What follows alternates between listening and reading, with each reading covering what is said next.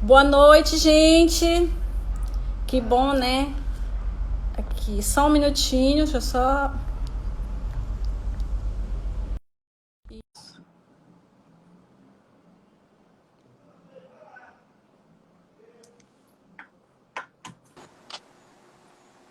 Olá, boa Boa noite. noite, boa noite.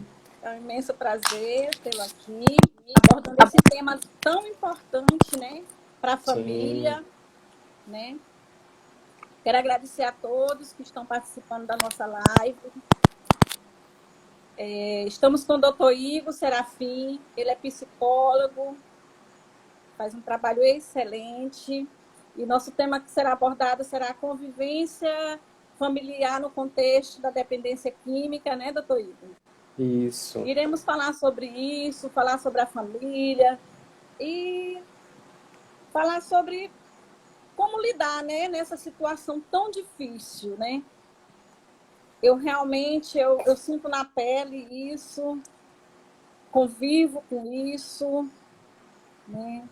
E não dá para entender. Começaremos abordando, né? Como é que a família lidar nessa situação tão difícil. Bom, então boa noite a todos, né? Muito obrigado aí pelo convite. Sandra, né, que é a tia Fadinha, que desenvolve um trabalho aí muito legal, né, no Aldenora Belo. É um prazer estar aqui, né? Conheço o seu trabalho, não só por você, por outras pessoas que já passaram, né, que tiveram aí o prazer da sua presença, né, do seu toque.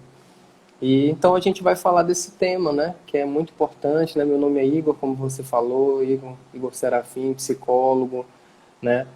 Sou especialista em saúde mental. Atualmente eu trabalho no Instituto Rui Palhano, né? Atuo tanto na modalidade de internação quanto de ambulatório, né? Sim, Então a gente já dá um pouco de experiência para a gente nesse campo, né? Então falar da dependência química, a gente não consegue falar somente da dependência química ao sujeito que faz uso da substância, né? Esse sim, sujeito, ele tem uma série de características de personalidade, ele tem características biológicas, ele está sempre dentro de um contexto social, né? Então a gente não tem como falar isoladamente dessa pessoa, né? Como ele faz parte de vários sistemas, um desses sistemas é o sistema familiar. Então a familiar, gente né? vai falar um pouco da família também, né? Então, se você já me permite um pouquinho iniciar, a gente Sim, precisa falar do que é a dependência química, né? A gente se pergunta, né? É um bom começo já falar o que é a dependência, né? Então, a dependência, se a gente for pensar aqui num dicionário, por exemplo, o que é a dependência, né? Quando a gente vai fazer uma pesquisa. Então, condição de quem é dependente, né? Da pessoa que não consegue desligar de um hábito, especialmente de um vício, ou seja, é um estado de sujeição, né, de dependência, né, que ele tem de algo, né, ele está num estado de submissão, subordinação, ele está assujeitado a algo, né. Aí essa é a característica da dependência. Quando a gente traz já para o contexto da dependência química, a gente já consegue caminhar um pouquinho e entender o que significa essa dependência, né? Ou seja, se a gente fizer uma analogia, por exemplo, com uma empresa, né? Uma empresa que existem várias filiais, ou seja, aquelas filiais, elas dependem daquela empresa maior, não é isso? é isso mesmo. Quando a gente faz uma analogia com a dependência química, essa ligação, essa articulação, ela se inverte. Porque nesse caso, se não, a droga dependeria do sujeito, mas é o contrário, né? Jeito, É o sujeito que depende daquela substância, ou seja, ele se encontra num estado de submissão, né? Ele está sim, sujeitado ali àquela substância, ele depende daquela substância. Ele não tem o controle daquela substância, ela é que detém o controle dele. Ela é que comanda a vida desse sujeito, né? Então é muito importante a gente começar a pensar dessa forma, né? A dependência química, existem três eixos centrais, né? Que a gente sim, precisa pensar. que é esse sujeito, né, com as suas características de personalidade, né, a substância, aí a gente vai entender as propriedades farmacológicas dessa substância, e o contexto. O contexto ele está realmente ligado ao meio ambiente, ao ambiente sociocultural, onde se desenrola o encontro do sujeito com a droga. Né? Então, esses são os três eixos centrais aí quando se fala de dependência química. Né? E, claro, a família está dentro também desse eixo. A forma no qual a gente trabalha, a gente não exclui a família do tratamento. A família ela precisa participar do tratamento. Né? Então, são outros três pontos onde tem a ver com o sujeito, né, esse paciente, né, a equipe profissional, os profissionais que estão envolvidos e a família. Então, são três eixos importantes aí. Não é verdade? E a família adoece, né? A família adoece, às vezes, tanto que chega a um ponto que a família não desiste dele. A família realmente adoece. É uma pena. Então, assim, a dependência, ela vai trazer sérios prejuízos, né, para essa pessoa, né? Então, esses prejuízos, na verdade, acabam sendo tão grandes que eles acabam respingando em terceiros, principalmente de quem está mais próximo dessa pessoa, no caso a família, né? A família é entendida aí como o pai, a mãe, os avós, os tios, os sobrinhos, o marido, a mulher, né? Então são exatamente, entendendo a família como um todo, todos esses elementos, todos esses membros aí familiares.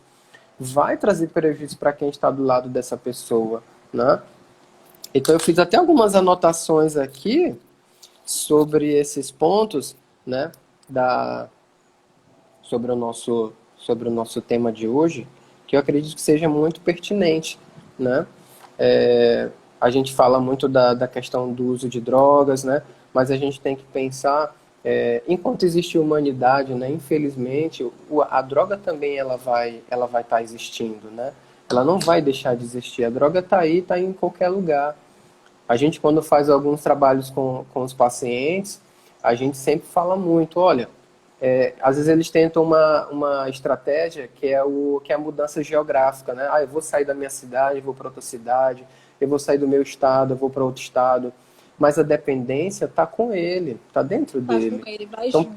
para onde ele for, ele vai estar carregando, né? E a droga está em qualquer lugar, em qualquer canto, em qualquer lugar do mundo que ele for. Ele é como se ele tivesse um olfato, né? Já apurado para identificar no local onde ele está. Ele conhece, ele reconhece os pontos, ele sabe quem é quem, às vezes, olhando. Incrível mesmo. Né? Então, se ele quiser, independente do local onde ele esteja, ele vai conseguir encontrar. Né? A gente pode até dizer assim... É incrível essa comunicação que eles têm. Né? Que eles estão no lugar, rapidinho ele já se conecta com alguém que usa ou que vende, é muito rápido. É muito rápido. Hoje em dia, se a gente for pensar, qualquer um de nós, se a gente quiser uma droga, por exemplo, o acesso às vezes é tão fácil e tão perto, sem muitas barreiras, que está a poucos telefones nossos, assim, a poucas ligações. No máximo 5 ligações, se você fizer hoje, você encontra alguém que possa te entregar alguma substância, por exemplo. Eu ligo para uma pessoa, que essa pessoa conhece outra pessoa, que essa conhece outra. Então, no máximo, com 5 ligações, eu consigo achar alguém que tenha acesso à droga que possa me trazer. Né? Então, não existe tantas barreiras. Né? É muito fácil para você estar encontrando. A droga está em tudo quanto é lugar.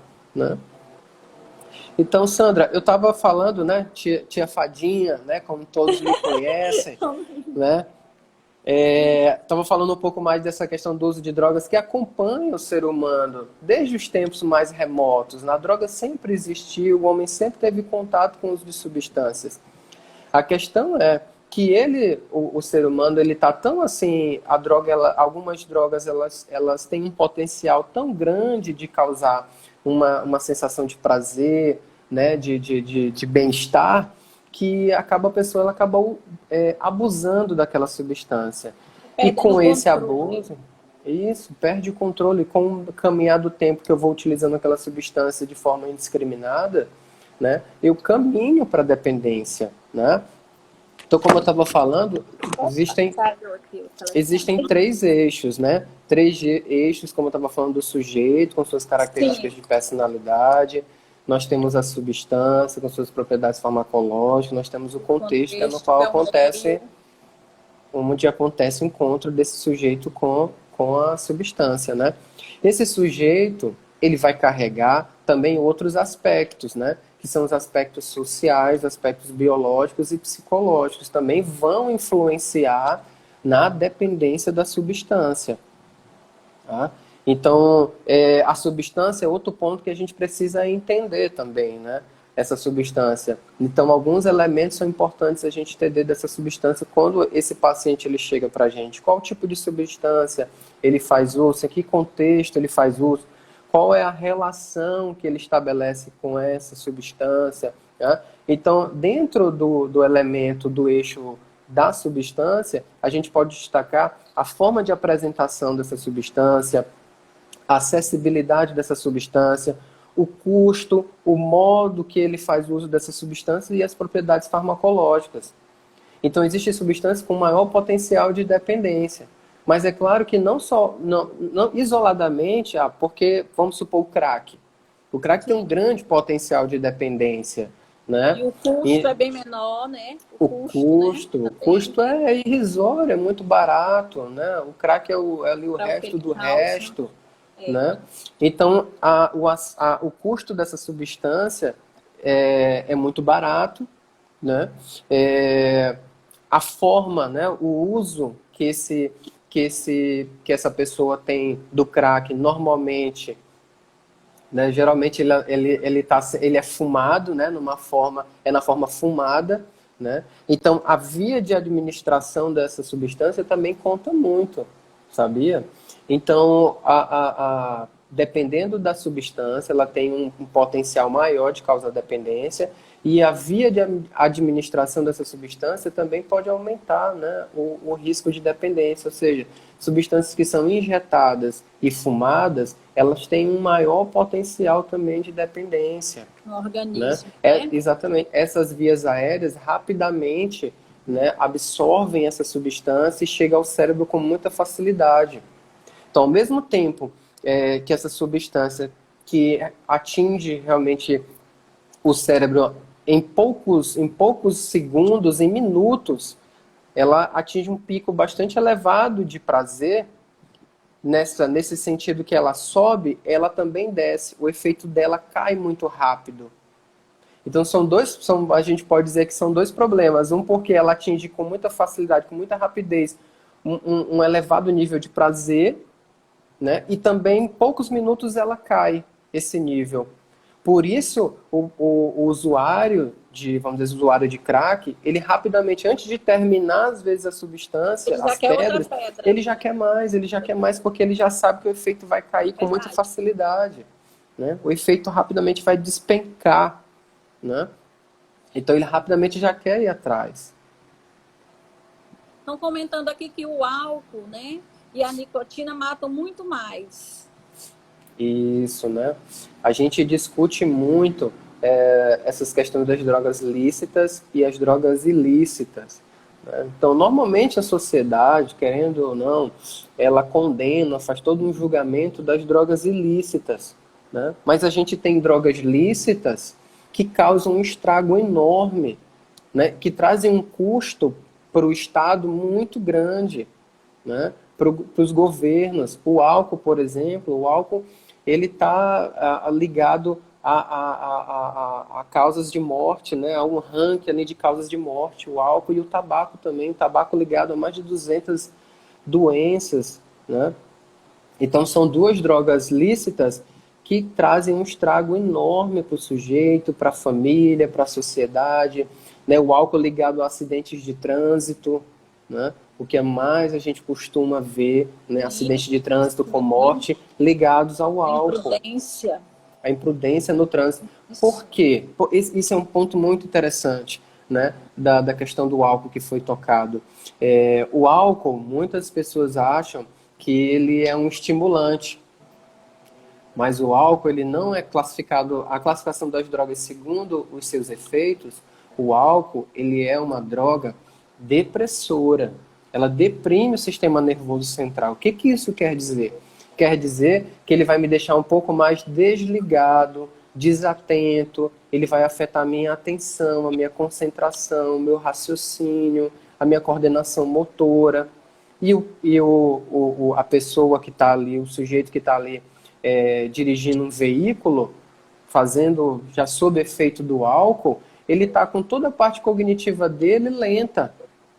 Ele lá dentro na cabeça dele, ele acha que ele está dirigindo super bem, que ele está dirigindo, está cortando os carros, né, tá super bem, quando na verdade ele não está.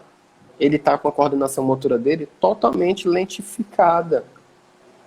Por isso, né, que há esse grande número, né, de acidentes de trânsito ligado ao álcool. Porque o álcool ele deprime o sistema nervoso central, ele vai te deixar desligado, vai te deixar mais lentificado. Então, é um ponto muito interessante esse do álcool, né?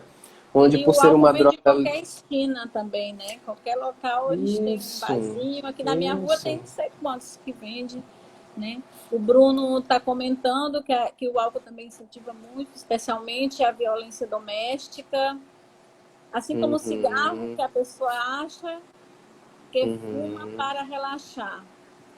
Raíssa, Ótimo, Bruno ele, Amadeu.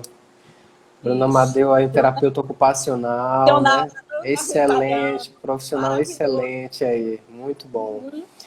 Mas o álcool tá ligado a isso, a violência doméstica, ainda mais nesses tempos de pandemia, né? Eu sei que não é muito nosso tema aqui falar desse período da pandemia, mas elevou-se, Acaba. né, os índices aí de violência doméstica, né? Todo mundo em casa, né?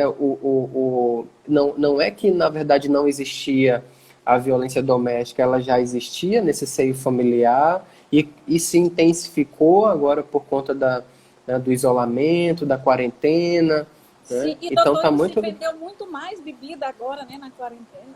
Se Né? vendeu Foi muito muito mais, mais. muito As mais, pessoas estavam consumindo, né, muito muito mais mais. bebida alcoólica do que antes, né? É, um outro ponto que você mesmo levantou agora, tia Fadinha, né, que é a questão dos pontos de venda de álcool, né? No Brasil também é um dos países assim recordistas de Recorde. pontos de venda de bebida alcoólica, né? Em qualquer esquina que você vai, existe um boteco, uma bodeguinha, algo que esteja vendendo uma bebida alcoólica. Ou seja, quando a gente fala um pouco da substância em relação ao custo e a acessibilidade dela, ali é muito fácil encontrar uma esquina, um adolescente vai lá e faz uso do álcool, sem nenhuma dificuldade, né? Se você, hoje em dia, Sandra, se eu quiser pegar um isoporzinho e botar umas Sim, cervejas, eu saio aqui na porta onde eu quiser e começo a vender. Eu estou vendendo droga. Eu estou vendendo droga, cerveja, estou vendendo, né? Então deixa de ser, né? eu não tenho um rigor, não existe uma lei que me proíbe de fazer isso, que me proíba de fazer isso. Aí se você pega uma referência, por exemplo, nos Estados Unidos, não, eu não posso estar fazendo uma coisa dessa. Não posso chegar lá e pegar cerveja e sair vendendo em qualquer lugar. Então, alguns países têm um rigor muito maior na lei em relação à venda de bebida alcoólica, né? E o que acontece? A maioria dos usuários, eles Uhum, começam e a família não percebe, né? Que ele está fazendo uso de uhum, droga, né? uhum, uhum. Infelizmente, quando os pais vêm abrir os olhos, eles já estão bem envolvidos com as drogas, né? E aí eu te pergunto, a melhor solução mesmo é o tratamento? Bom, quando a família já descobre que o familiar ali está fazendo uso de algum tipo de droga, é isso? Sim, Né? Na verdade, o que a gente aconselha é que essa família aproxime, né? Essa pessoa, Aproxime ela para o diálogo, entender o que, que aconteceu, que percurso é esse que essa pessoa está trilhando ali com o álcool. Como eu falei no início, o sujeito, ele carrega características de personalidade e características biológicas, né? Então eu tenho que entender qual a relação que ele está estabelecendo com aquela droga.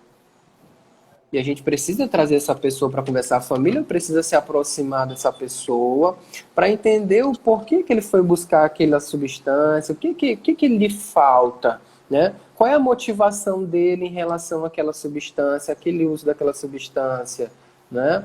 A gente precisa entender mais ou menos a causa, o que levou ele a fazer. De primeira, não é interessante já descobrir, vamos logo internar. O meu posicionamento é a família se aproximar dessa pessoa.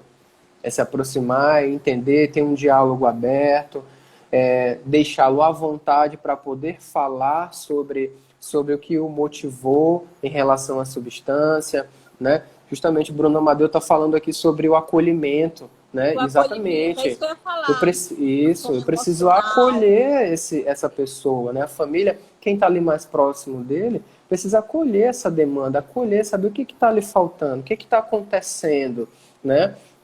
Porque a gente tem, ele mais uma vez coloca de forma muito clara aqui a questão da estigmatização, né? A gente sempre acha que o usuário de droga é bandido, é criminoso, não vale nada, né?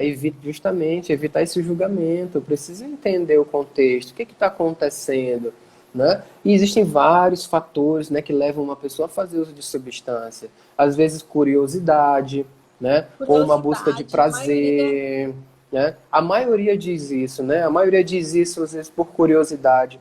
Às vezes está num grupo de outros amigos, todo mundo está ali fazendo uso de uma determinada substância, e aí ele vê como as pessoas ficam. Poxa, eu estou curioso ali para fazer uso, né, daquela substância. Então, muitos apontam que a curiosidade foi o que levou elas a fazer uso da substância, né? Alguns vão em busca de prazer. Não, eu quero prazer, eu quero relaxamento. Outros utilizam a substância por uma questão de fuga da realidade. De repente, a realidade para ela é algo insuportável, né? E ela faz uso da substância para poder fugir daquela realidade. A realidade. Né? Então, de repente, ele está num seio familiar que tem uma dinâmica extremamente prejudicial a ele, né? Ele passa, de repente, por violência dentro de casa, passa por maus tratos dentro de casa, ele é excluído, de repente, por alguma questão pessoal dele, por alguma condição pessoal dele, ele é excluído do seio familiar. Se eu não tenho acolhimento dentro da minha própria casa, eu vou buscar acolhimento em algum outro lugar, né? E a droga tá aí para preencher todas essas faltas que a gente tem, se quiser, né? A questão é que ela vai trazer um prejuízo ao longo prazo, vai trazer sérios prejuízos a longo prazo, né? Então é muito importante eu ter em mente isso, chamar essa pessoa para entender. A família precisa se aproximar dessa pessoa, entender todo esse contexto, saber o porquê que motivou ele a fazer uso dessa substância, o que está acontecendo com ele, né? Então, às vezes, também a questão da personalidade daquela pessoa, ela tem às vezes uma comorbidade psiquiátrica e não sabe, né?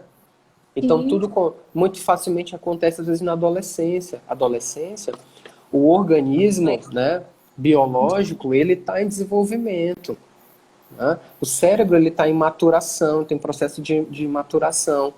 Qualquer uso, Sandra, de substâncias psicoativas nesse período da adolescência pode trazer sérios danos à saúde dessa pessoa, danos cerebrais, danos cognitivos e às vezes danos até irreversíveis. Então eu preciso ter muita cautela com esse adolescente. A família tem que estar muito próxima desse adolescente, né? Existem pesquisas que dizem, aqui um dado muito importante que eu vi há pouco tempo, a família monitorando, né, esse adolescente, ela consegue reduzir uma porcentagem muito, muito relevante do risco dela de fazer uso de substância. Ou seja, está indo para a escola?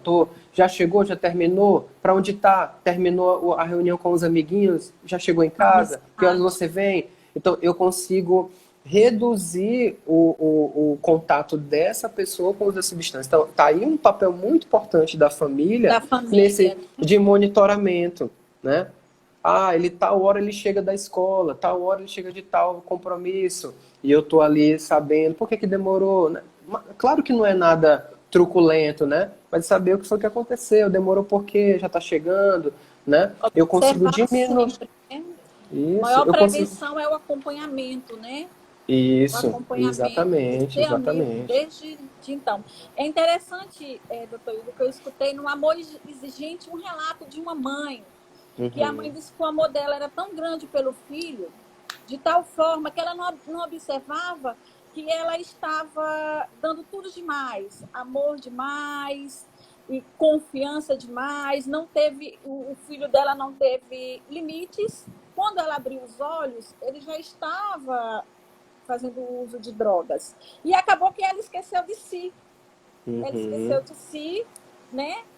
E durante todo esse percurso, ela com muita luta para o filho dela sair das drogas, internou ele e sempre esquecendo de si. Acabou que ela começou a fazer uso também, só que de drogas lícitas, de álcool, né? uhum. E, por fim, ela também teve que fazer um tratamento. Hoje ela faz parte do Amor Exigente. Hoje, graças a Deus, o filho dela se recuperou, está limpo, né? Com essa Uhum. chance que ele teve, que ele quis, que é muito importante você querer. Porque tem pessoas que ficam limpo 9 meses, um ano, 6 meses, e depois, quando sai da clínica, a primeira coisa que faz é procurar novamente a droga. Né? Isso. E hoje ela diz para as outras mães que hoje ela se ama e ama o filho dela. E que hoje ela faz tudo diferente. Tudo Uhum. diferente, Uhum. sabe? Mas para ela chegar a isso, houve uma batalha, houve um Sim. sofrimento, né? Eles passaram por momentos e hoje ela trabalha ajudando outras mães, né? Uhum. Hoje ela trabalha no Amor Exigente, ela dá o depoimento dela, ela busca ajudar outras mães que estão passando pela mesma coisa. Uhum. Mas foi muito difícil que durante ela não percebia que ela estava esquecendo de si, viu? Que ela estava correndo tanto atrás Uhum. dele que ela não percebia que ela estava esquecendo de si. Uhum. Essa E é, pode falar, é a pode questão falar. da codependência, né? A Sim, codependência é justamente isso, né? Eu acabo vivendo em função daquela outra pessoa, né? Eu tento controlar aquela outra pessoa. Eu sou muito liberal, muito permissivo com aquela outra pessoa. Eu sempre estou passando a mão na cabeça, eu facilito sempre as coisas para aquela pessoa, né? E de alguma forma eu tento também controlar a vida daquela pessoa, né? Então isso é um elemento também. Quando a gente fala dentro do campo da dependência química e se fala da família, a gente sempre traz esse aspecto, né, da codependência. E a codependência é muito presente mesmo no campo da dependência química. As famílias, às vezes, elas acabam sabotando o tratamento do familiar, do Do paciente, né? paciente. Acabam sabotando, né, o tratamento. Então, a família, quando eu falei lá no início, é, ela é um elemento muito importante na recuperação dessa pessoa, né? Ela tem um papel muito importante a desempenhar na recuperação dessa pessoa, né? Então, elas muitas das vezes elas são manipuladas, né, por esse paciente. Ele consegue ali, ele tem um poder de desdobrar aquele familiar e conseguir sempre o que ele quer. De alguma forma ele consegue, né? Ele tem às vezes ele chega a comportamentos teatrais, né? De expressar choro, expressar tristeza por aquilo e facilmente ele consegue manejar essa família e conseguir exatamente o que ele quer. É muito. Eu já vi no tratamento, né, paciente Sim. em internação, que a família estava tão assim com ele que prometia às vezes dar um apartamento para ele no final da internação. dá um carro para ele no final da internação. Aí tu me diz, aí tu me pergunta, vamos se colocar no lugar dele. Eu faço uso, eu trago sérios problemas para minha família e ainda no final das contas eu ganho um apartamento, eu ganho um carro. Eu estou muito cômodo nessa posição, não É, estou não?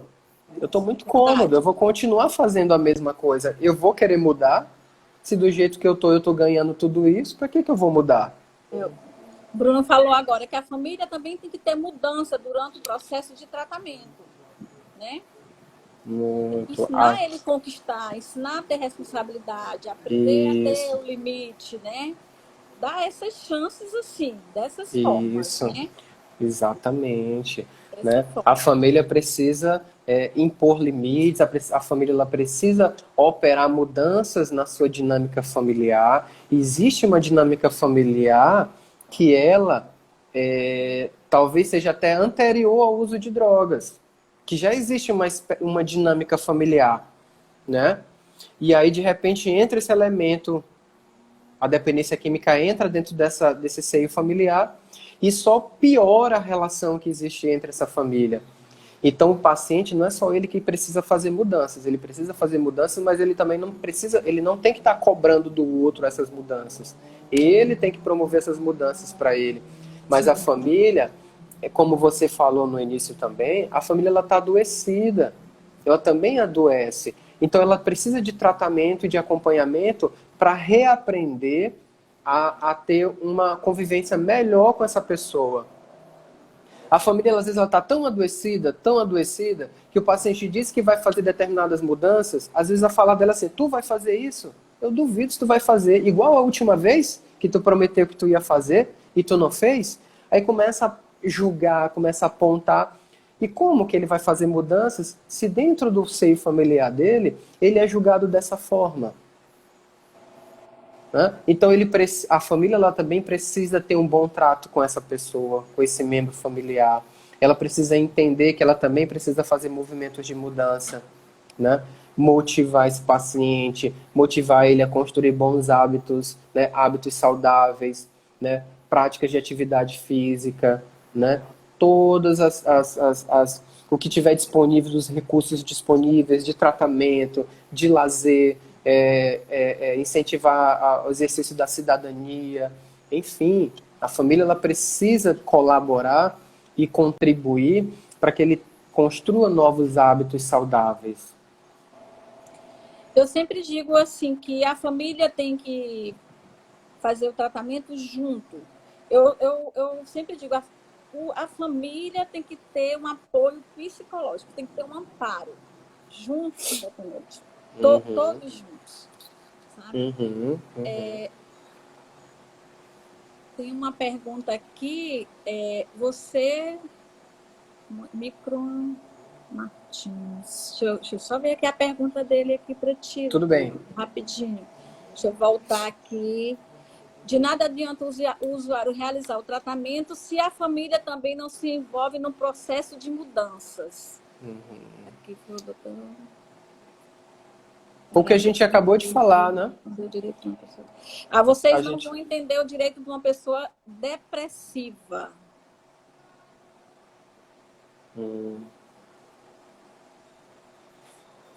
Bom, a gente acabou falando um pouquinho sobre isso, né? Sobre o tratamento, ele se estende para a família também, né?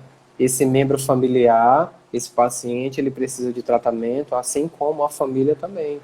A família também precisa participar desse tratamento, tá? Como eu falei, existe uma dinâmica familiar que às vezes ela é anterior ao uso de drogas. Às vezes uma dinâmica familiar aí né, que gera suas faíscas, né? Então, com o uso de drogas só intensifica essa relação conturbada aí da família. Então, a família também ela precisa procurar tratamento, procurar se cuidar, né? Deixar essa pessoa que ela mesma cuide da vida dela, né? Que ela se responsabilize pelos atos dela, porque a família, você já deve ter visto essa realidade também, né? Que o paciente ele vai numa boca de fumo e faz dívidas absurdas, né? E aí a família vai lá e acaba sempre quitando essas dívidas, pagando o botequinho que está devendo ali, ele vai, paga, vai para o traficante, recebe ligação de traficante, né? Às vezes é até ameaçada, sabe onde é que é o endereço. A família se sente coagida, né? Ela está ali aprisionada nessa esfera. Então, ela precisa, às vezes, entender tudo isso, entender toda essa dinâmica e responsabilizar o paciente por isso. Você que fez a dívida, você que fez aquilo, você assuma as consequências, né? É deixar com que ele realmente se caminhe com as próprias pernas, que ele mesmo se responsabilize pelos seus atos, né? E vai criando uma bola de neve, Josileide Silva. Existe Exatamente, um exatamente. comentário Porque aqui. a família ela entra num ciclo o tempo todo, está assumindo os problemas que aquele paciente traz, assumindo os prejuízos que aquele paciente cria ou traz, e entra num ciclo e não consegue mais sair, né? E o próprio paciente também se adapta facilmente a essa realidade. Ele faz as dívidas, ele empenha o celular, ele faz dívidas no banco, empréstimos, e a família vai lá sempre e vai quitando, vai pagando, entra num ciclo e ela mesma não consegue sair, né? Então, mais uma vez, mais um ponto, a família precisa de acompanhamento, precisa de orientação profissional, né?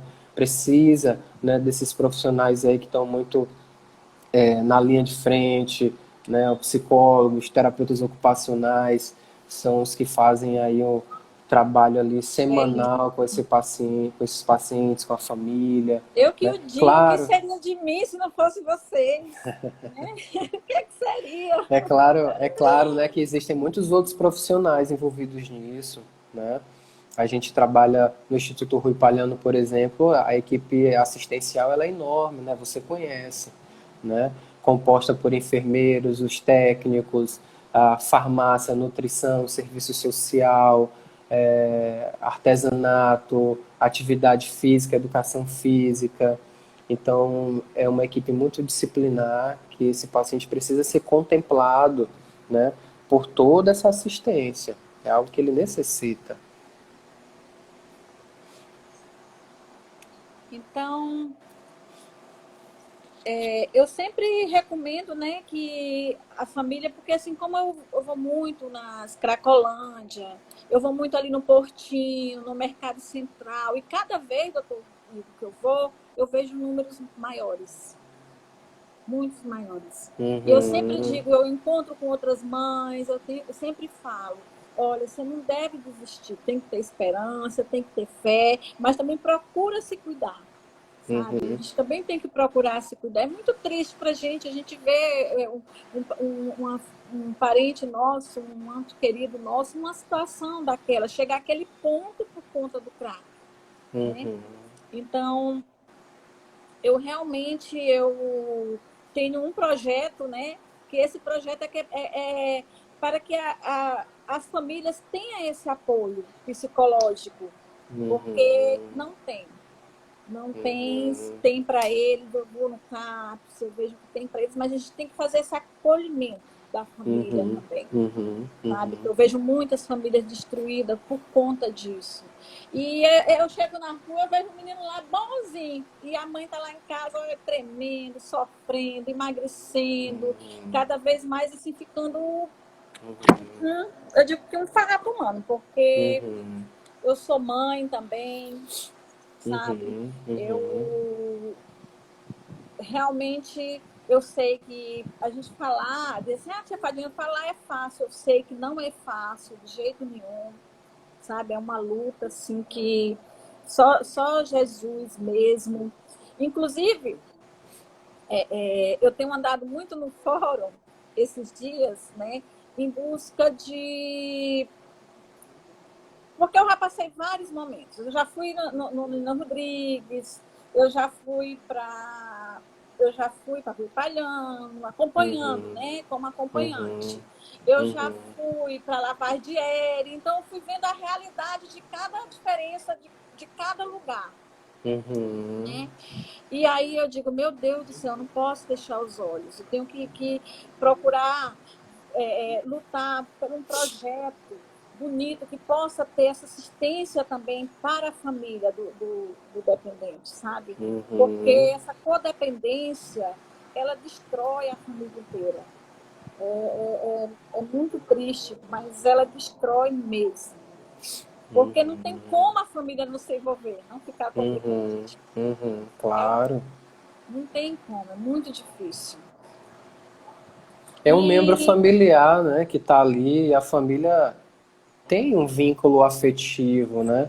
Ela não consegue fazer de conta que nada está acontecendo. Inevitavelmente ela vai acabar se envolvendo.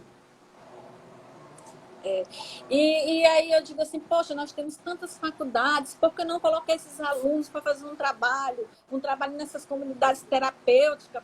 Por que não os alunos que estão saindo, que estão na faculdade, que estão terminando o curso de psicologia, de Uhum. nutrição, de educação física, né? Vamos espalhar esses Uhum. alunos aí, gente. Tanta gente que está precisando, Uhum. até mesmo no meu bairro, na minha comunidade, Uhum. tem idosos aqui que precisam de acompanhamento, né? Uhum.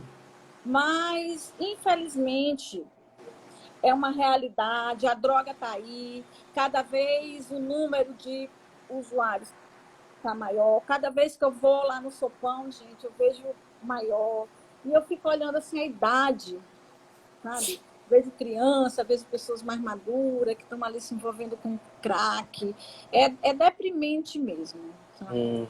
Eu Uhum. tenho falado muito sobre isso, sobre políticas públicas, sobre drogas, sabe? E nós teremos vários momentos para explanar esse assunto, né? E deixo aqui a dica para os pais observar, observe seu filho, observe o horário, observe se faltou alguma Uhum. coisa em casa, Uhum. observe se ele está indo realmente Uhum. para a escola. É como você falou, Uhum. né? Essa pesquisa que eles fazem Sim, sim. lá fora, né? É muito Você bom. falou num ponto importante mesmo, né? Observar, monitorar esse adolescente. E um indicativo muito importante, não só para a questão de uso de drogas ou qualquer outro, é o baixo rendimento escolar. Quando você vê o rendimento escolar daquele adolescente, daquela criança, adolescente, diminuir, é importante se investigar. Né? Ele é um bom indicativo, ele é um excelente sinalizador. É o baixo rendimento escolar. Entendi. Fica aí a dica, gente, para vocês, né, que têm filhos, né, vocês, às vezes, um amigo, né, um amigo, um vizinho, que a mãe comenta que o filho está indo ruim na escola, fica a dica, vamos ajudar, né, que às vezes a gente tem um outro olhar, a gente que está assim na rua, o doutor Igor que está na clínica, que trabalha, a gente tem um olhar investigativo, fica aí a dica. E para finalizar, doutor Igor, vamos lá, o que é que você deixa aí de mensagem para essas famílias? Bom, né? Fazer umas breves considerações aqui. Resumindo, né, a família ela precisa participar desse tratamento, né? A família ela tem um papel muito importante a desempenhar na recuperação desse paciente, né? Não tem como excluir a família da recuperação desse paciente. Ele em recuperação, a família tem que estar presente, tem que caminhar junto, tem que promover mudanças também, né? Não é colocar que somente ele, o paciente, tem que fazer as mudanças, mas a família tem que se colocar, buscar tratamento, buscar ajuda para que ela possa ter estratégias, né? E manejo com as mudanças que aquela pessoa vai estar executando ali, né? E se entender também, porque pode estar havendo uma relação de codependência. E nada como os grupos anônimos aí, né, o Amor Exigente, o Alanon, são excelentes grupos de mútua ajuda que vão poder dar esse suporte para essas famílias também num bom manejo com esse paciente, tá? Então, não tem como a gente pensar em recuperação da dependência química sem pensar na família. A família, ela é um elemento muito importante no processo de recuperação desse paciente. É como diz nossos avós, né? A família é a base de tudo, né? Isso, perfeito, perfeito. Eu Pois queria é, gente. agradecer, né? Estamos Sim, vamos finalizando. lá. Queria Vamos sim. agradecer, muito obrigado, tia Fadinha. Conheço o seu trabalho, conheço você como Sandra e conheço também como tia Fadinha, né? Seu trabalho é belíssimo que você realiza na Aldenura Belo, né? É muito interessante, você tá ali ajudando as outras pessoas, né? Pessoas que estão ali desamparadas, né? E você vai lá, estende sua mão, né? Então é um trabalho muito importante e que as pessoas com certeza são muito gratas pelo que você faz, né? Muito obrigado pelo convite, me senti honrado aqui Oh, por estar aqui maravilha. dividindo essa tela aqui com você, muito bom mesmo. Poderemos abordar É, outros temas, né? com Eu que certeza. agradeço. Quero dizer que é um Agradeço. trabalho mesmo de coração, de amor ao próximo, né? Agradeço todo mundo que está participando da nossa live. Doutor Isso. Bruno Amadeu está aí. Ó, Obrigado, obrigada, gente. doutor Valeu, Bruno. obrigado. Beijos, beijo. Boa noite para você, gente. E fiquem com Obrigado a todos, Deus. gente. Valeu. Boa noite, Um gente. Tchau, prazer. tchau. Boa noite. Valeu.